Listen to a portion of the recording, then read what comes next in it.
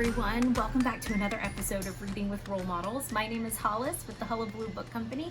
This is my daughter Etta, and we are so excited about our role model today. Today, you are going to meet Sara Mearns. She is a principal dancer with the New York City Ballet, and she's one of the most beautiful dancers you will ever see. She is going to read a beautiful book about the life and times of Anna Pavlova, the original Prima Ballerina, and we are so honored to bring you her today. So without further ado, take it away, Sara. Hi everyone, my name is Sara Mearns and I'm a ballerina. I am so happy to be with you today, and we're going to read a really great book. But first I want to tell you a little bit about me. I started dancing when I was just 3 years old, and I remember my mom saying that I would cry and cry going into the studio, but then once I got in there, I was so happy and I just loved being with my friends, and I would dance all around. And I remember just having so much fun, and ever since then it's been the love of my life, and I now do it as a career.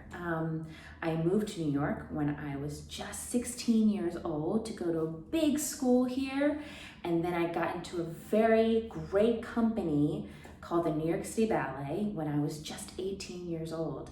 And I've been there ever since, and I love it so much. And one of the great things is that I get to dance with all my friends, and I get to wear tutus, and I wear pointe shoes, and I wear tiaras, and also I get to perform for 3,000 people every single night in a beautiful theater that's called the Jewel Box, because it was built inspired by the inside of a jewelry box, and we're the little ballerinas in the middle turning around on the stage. So it's really, really an amazing career, and I love doing it. And today we're going to read a very, very special book. And here it is. It's called Swan. It is the life and dance of Anna Pavlova. It is by Laurel Snyder and is illustrated by Julie Morstad.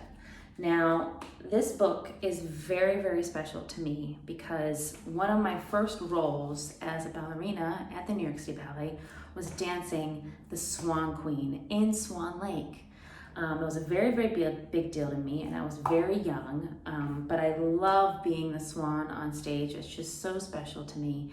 And also Anna Pavlova, who this book is inspired by, was one of the first ballerinas in the world. She made ballet international, and she paved the way for people like me to be here now and to do what I get to do, which is really awesome. So let's get started. So we're going to show everything. Swan. Here's the opening page. Here we go. The city is big. Anna is small. The snow is everywhere and all around. But one night, Anna's sleigh slips up the street. Her face is cold. The world is dark. Mama smiles.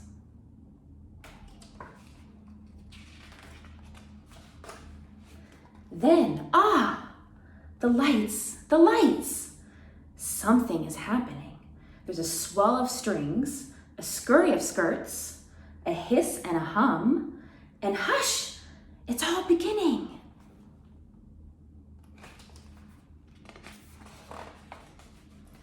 The story unfolds. A sleeping beauty opens her eyes.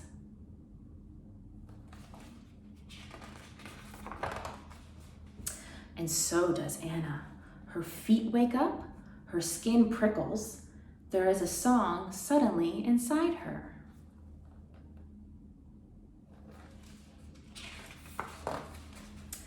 Now Anna cannot sleep or sit still ever. She can only sway, dip, and spin. Now Mama hums into her soup. Now the snow skitters, just so at the window. Now the squirrels stop to watch.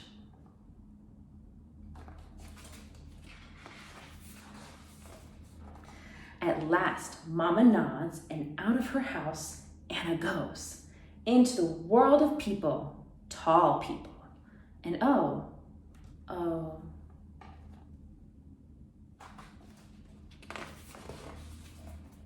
2 years drag, each sliding slow. Anna stretches, bides her time. Shirt, shirt, laundry. Shirt, shirt, laundry. Even the squirrels lose interest.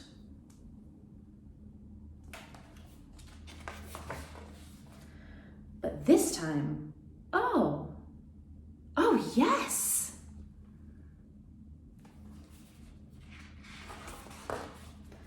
The work begins.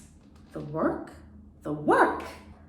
Up and down, and back, and turn, and on, and to and fro, and third position, again, again, again.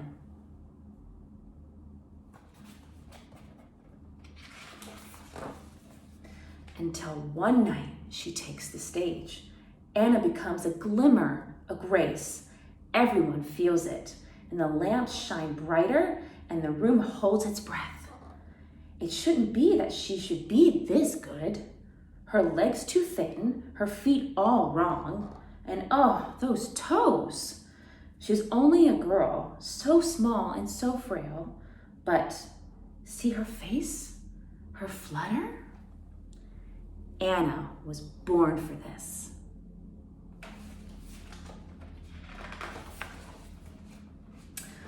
For 5 bright years, the dancers swirl around Anna. The curtains rise and fall. Finally, she steps onto the stage alone and sprouts white wings, a swan. She weaves the notes, the very air into a story. All those sitting see. They stare. Anna is a bird in flight, a whim of wind and water, quiet feathers in a big, loud world. Anna is the swan.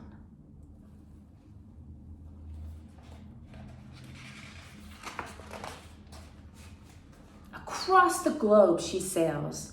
There are furs and riches, kings and queens, pearls to be worn, toasts to be drunk. But it is not enough. Anna remembers a small, cold room, a lonely girl at a window. Shirt, shirt, laundry. Shirt, shirt, laundry. Somewhere there are people who haven't heard the music.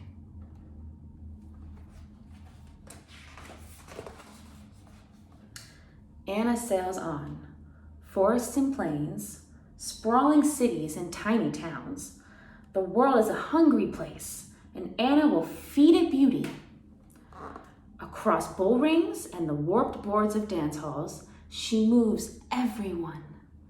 The sick and the poor come to meet her boats and trains. They cheer her and are cheered.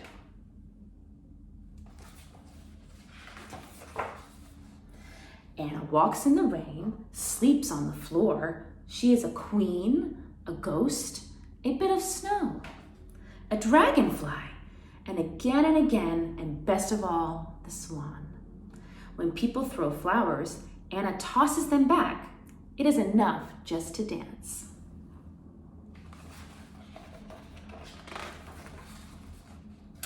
Of course, always the tour ends, the boat docks, the train returns to the station, and there are pets and people, meals and meetings, hearth and home. But not the home Anna remembers. Home is gone. Anna won't return to the snowy city. There has been a war there, a wall. Everything has changed. Sleighs no longer jingle through the streets of Petrograd. Anna builds a new life, a different fairy tale.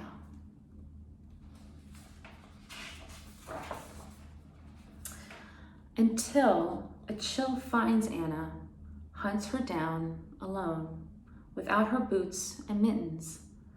A wind, a cough beside a stopped train, a rattle she can't shake.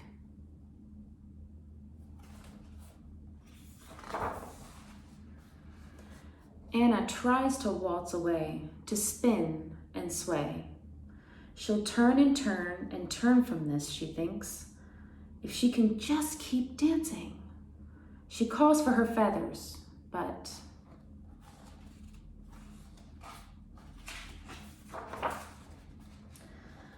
every day must end in night. Every bird must fold its wings. Every feather falls at last and settles.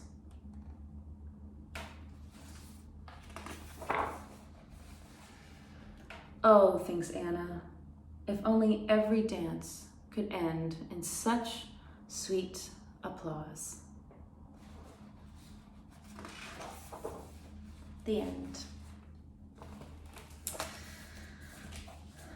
I love this book because, you know, it's a very sweet story about a little girl who didn't think that she was good enough and nobody else thought she was good enough, and she proved everybody wrong. And I really felt that when I was growing up. You know, I was never in the top of the class, and I always had to work twice as hard as everybody, and I felt like I didn't have what everybody else had. So I had to show them something different, and finally I did, and I really got to show that when I did Swan Lake for the first time.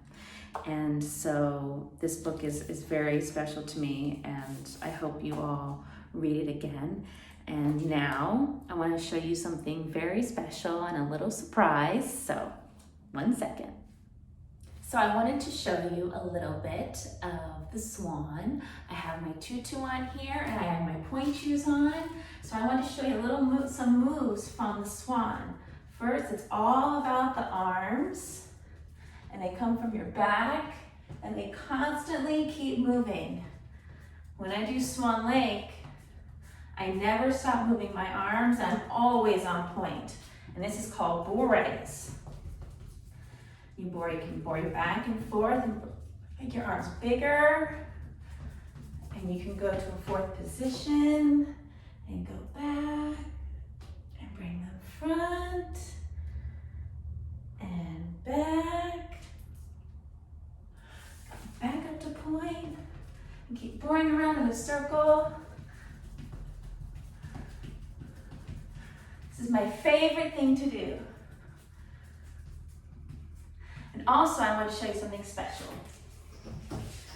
Here is an actual photo of me as the swan. This was taken a couple years ago in the full-length production, and it's my favorite costume and my favorite tutu, my favorite crown to wear. It's been a pleasure being with you all today, and I hope you enjoyed the book, and I hope that one day maybe you'll be a ballerina on the big stage being the swan. Bye, guys. Wow. Wow. We are so lucky that Sara decided to spend some time with us. Thank you so much, Sara, for reading that beautiful book and for wearing your tutu and for showing us your beautiful Swan Lake dance moves. We are so, so grateful. Guys, I hope that you are dancing on air for the rest of the day, and you will come right back here next Tuesday for an all-new role model. It's our last week, and the last two guests are really fantastic. Thank you so much for joining us. Thank you to Chronicle Books for letting us share these books online with you. And as always, if you're still on quarantine like we are, stay safe, stay well, stay home. We'll see you soon. Bye.